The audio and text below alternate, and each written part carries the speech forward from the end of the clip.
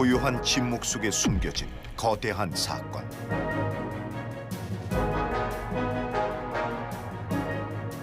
비극적인 운명을 희망으로, 간절한 염원은 뜨거운 함성이 되어 모두가 하나 된 3.1 만세운동. 외침에서 함성이 되기까지 그 긴박했던 시간 속으로 들어가 본다.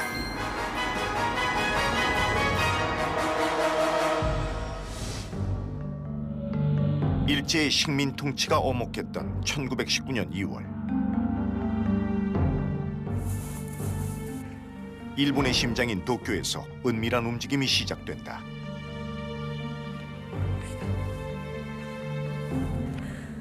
일제의 감시 속에 목숨을 걸고 전달하려 한 밀서의 정체는 바로 28 독립선언서였다. 제1차 세계대전에서 승리한 연합국은 전쟁의 책임을 묻고 평화 유지를 위한 방법을 논의하기 위해 프랑스 파리에서 회의를 개최한다. 특히 미국의 윌슨 대통령은 민족 자결주의를 주장하며 14개조 평화 원칙을 발표한 것. 세력이 강하든 약하든 관계없이 모든 민족과 국가에게는 정의가 실현되어야 하고 그들에게는 자유와 안전이 동등하게 보장된 조건 속에서 서로 더불어 살아갈 권리가 있습니다. 3.1운동 자체가 파리 강화회의의 시작과 끝을 같이 하고 있다는 점에서 한국인들이 굉장히 국제정세에 민감했다는 걸 알 수 있습니다. 왜냐하면 나라가 외교로 망했고 현재 식민지이기 때문에 이때만큼 세계 정세에 민감한 적이 없었던 것 같습니다. 우리 역사상.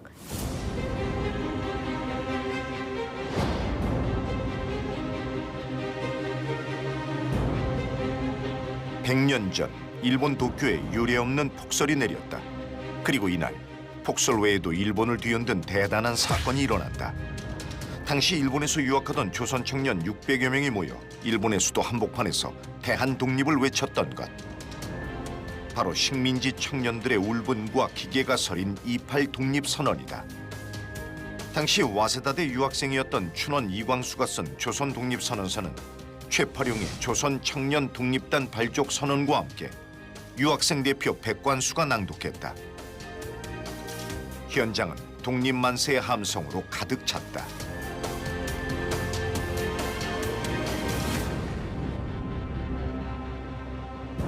그러나 대회장을 감시하던 일본 경찰의 급습으로 주도자 60여 명은 체포되고 강제 해산됐다. 다음 날 아사히 신문에서도 대서특필된 28 독립선언. 일제의 심장부에서 터져나온 피 끓는 외침은 식민의 어둠을 밝힌 불빛이 됐으며 이후 3.1운동의 기폭제가 되었다.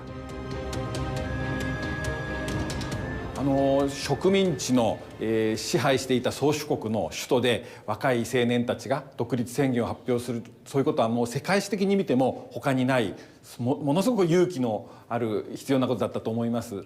そのこともすごいと思いますし、またそれを支援した日本人もとても少なかったですけれども、そういう人がいたことも私は日本人として、まあすごいな、そういう人から何か見習わなきゃいけないのかなと思っています。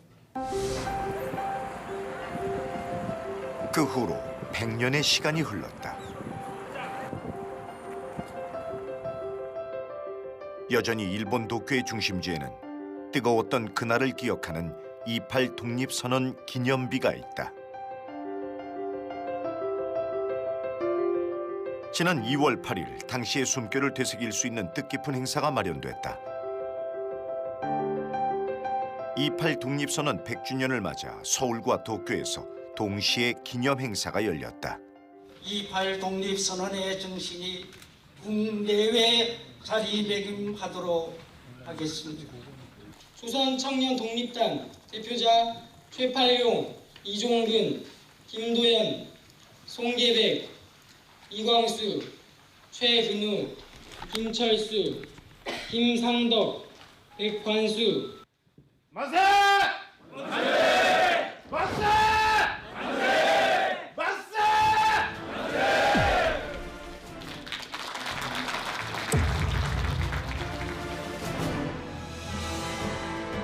당시 28 독립선언서를 낭독했던 독립운동가 백관수. 얼마 안 되는 그의 유품에는 강직했던 성품이 그대로 묻어있는 듯하다. 눈물이 나오더라고 아까. 어떠셨어요? 독립선언서낭도 하는데 눈물이 나오고 동경이 유학생들이기 때문에 제가 보니까 조금 그 발표하는 내용도 선언서 보면은 굉장히 지성적이고 그리고 젊었기 때문에 혈전한다는 얘기도 하고 또 하나 중요한 건 뭐냐 굉장히 실제적이에요. 이곳에서부터 시작된 독립선언의 외침은 세계 각국의 조선의 존재를 일깨웠으며 청년들의 간절한 열망과 용기는 식민지 조선의 민중을 각성시키는 역할까지 했다. 28이 3.1운동 그 후에 임시정부 이런 것들에 대한 이론적인 밑바탕을 28 독립선언문에 갖추고 있어요. 그거를 사람들이 이렇게 많이 인정해주고 이렇게 서울에서도 많은 분들이 와서 행사가 있어서 마음이 아주 기쁩니다. 일제의 탄압과 폭력에 맞선 평화의 목소리. 이는 항일 독립운동의 불씨가 된다.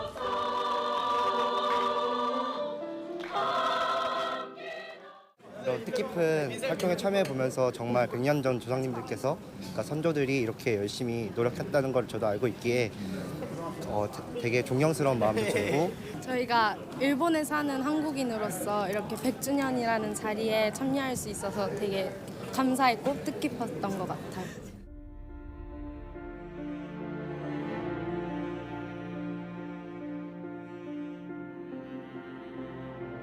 일본 유학생들의 28 독립선언은 국내의 독립운동가들에게도 많은 자극을 주었다.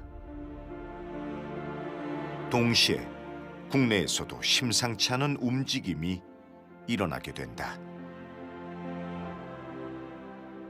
도쿄에서 28 독립선언을 준비하던 학생 중에 한 명이었던 송계백이 그 소식을 국내에 알려줍니다. 그럼 여기에 있었던 선생님들이 그 소식을 듣고 그거를 최린에게 전달하고 그 최린이 다시 결국은 손병희 선생에게 전달을 하게 되면서 자연스럽게 우리나라의 3.1운동의 모든 기획을 시작하게 되는데요.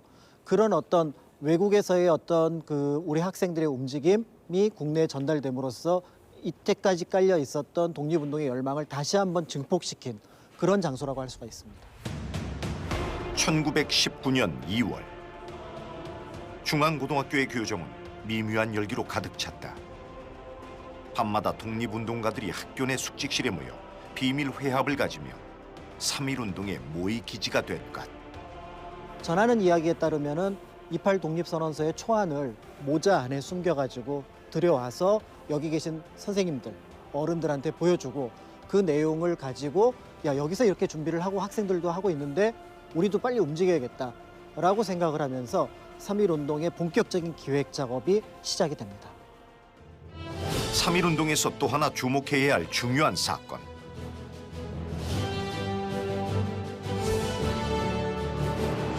바로 여성들의 적극적인 참여였다. 전국 방방곡곡 울려 퍼진 만세의 함성은 들불처럼 퍼져나갔고 그 속에 여성 독립운동가들의 활약도 대단했다. 한국의 잔다라크라 불리는 여인 김마리아. 그녀는 28 독립선언 그 역사적인 현장에 있었다. 당시 일본 유학생이었던 김마리아. 그녀는 조선 여자 유학생 친목회 회장을 맡고 있었다. 28 독립선언의 열기를 직접 목격한 그녀는 강한 독립의지를 국내로 전해야겠다는 결심을 하게 된다. 28 독립선언서를 기모노 속에 숨기고 홀로 한국행 배에 오른 김마리아. 목숨을 건 위험한 반입 작전이었다. 무사히 부산에 도착한 후 광주, 대구를 거쳐 황해도까지 이어진 그녀의 발길은 멈추지 않았다. 그리고 독립운동의 열기 또한 점점 뜨거워져 갔다.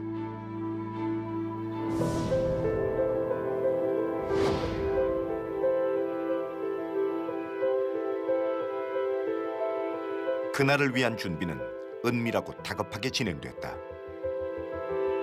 독립선언서를 직접 인쇄하고 배포한 민족대표 옥파 이종일 선생의 논설집에 따르면 독립선언서는 2월 27일까지 무려 2만여 장을 인쇄했다.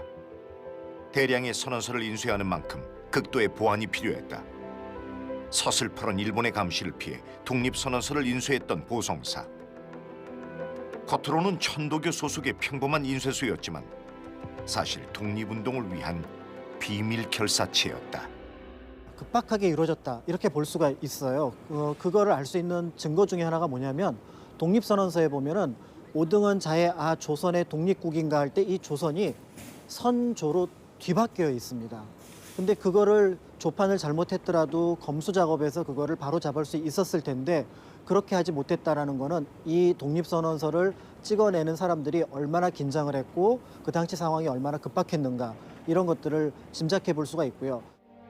한 장이라도 발각되면 독립운동 자체가 무산될 수도 있는 일. 그날을 위한 엄청난 비밀을 간직한 채 살얼음판 같은 시간이 지나고 있었다.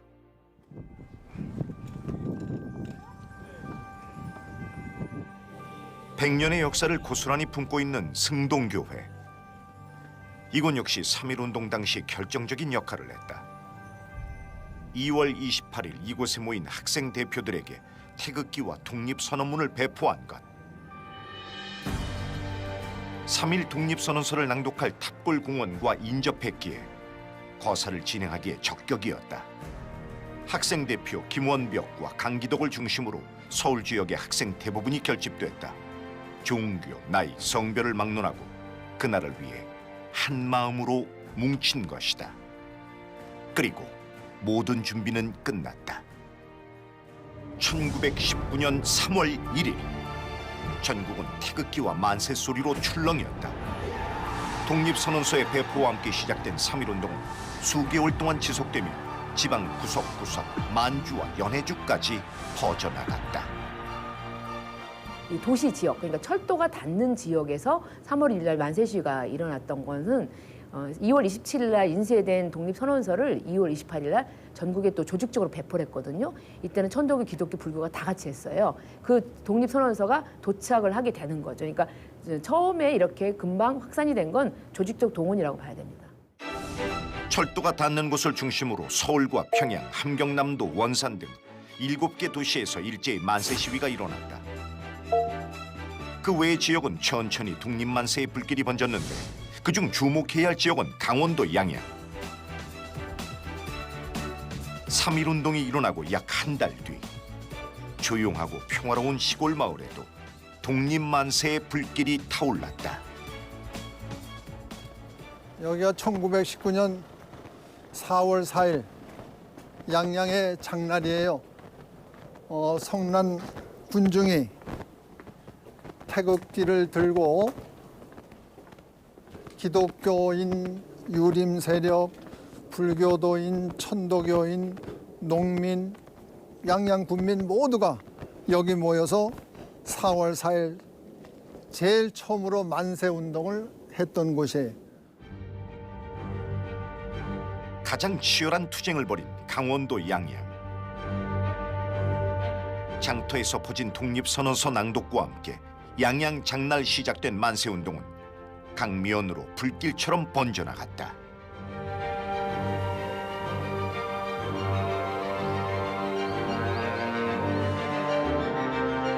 당시 비밀 독립운동의 거점 역할을 했던 양양 감리교회. 강원도 양양 만세운동의 중심에 독립운동가 조화벽이 있었다. 조화벽이라는 우리 야양교회 그 여학생이 있었습니다. 이분이 개성 있는 호소선 여학교에 재학 중에 만세운동을 만드는데 독립선언서를 보선목에다 넣어가지고 배를 타고 이제 대포항에 내리는데 그 다음에 태극기를 나눠줘가지고 만세운동을 장날 그 아주 많은 분들이 모여서 불렀다 하는 이런 거 있습니다. 여기. 당시 양양에서는 서울에서 만세운동이 일어났다는 소식이 퍼지며 주민들의 마음속에 독립의 열망이 피어나기 시작할 무렵이었다. 하지만 전국으로 퍼지는 3.1운동으로 인해 일제의 감시는 더욱 심해졌고 그들의 눈을 피할 비밀스런 장소가 필요했다. 이게 꽃집 주춧돌이잖아요. 꽃집이라고 하면은 상여 틀집이야. 이게 상여 꽃집 상여틀을 지붕을 이었던 우리 기와고, 조화벽은 마을 사람들과 함께 사람들이 잘 접근하지 않는 상여집에서 독립선언소와 태극기를 만들었다. 일본의 눈을 피해 비밀리에 만든 후 양양 장날에 맞춰 나눠준 것이다. 준비를 그때 김필선 씨는 양양 면사무소의 사원으로 있었대요. 그래서 거기서 등사기를 몰래 가지고 와서 이 곶집에서 독립선언서를 등사를 하고 태국기를 여기서 만들었다고 그렇게 전해지고 있습니다. 1919년 봄, 모두가 하나 되어 외쳤던 만세 메아리.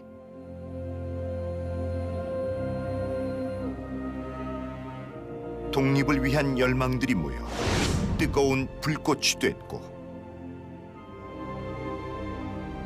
절망은 희망이 됐다.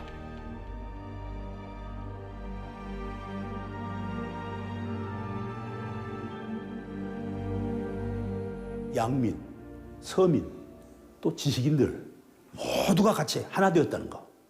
이것이 가장 자랑스러운 운동이다.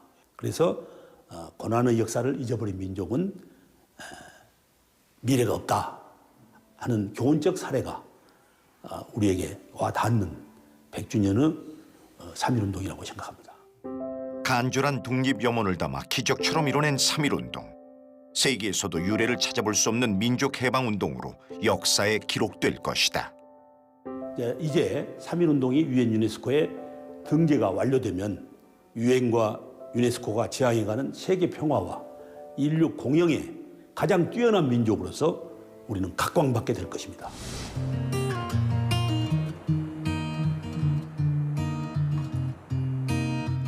다양한 연령의 관객들이 모여있는 한 공연장.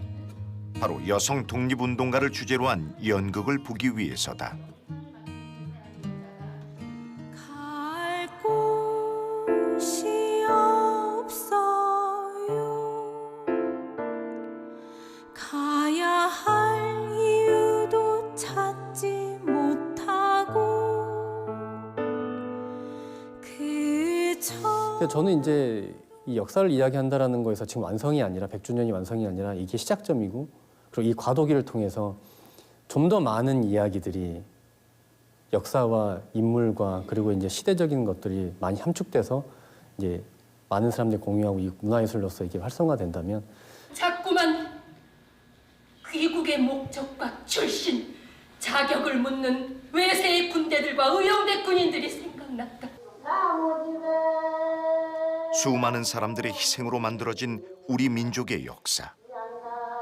우리는 기억해야만 한다. 무용을 통해서 또 사람들의 어떤 이 속에 있는 내면의 그 생각들과 그 어려움을 담아낸 그 공연이 참으로 감동적이었던 공연이었습니다.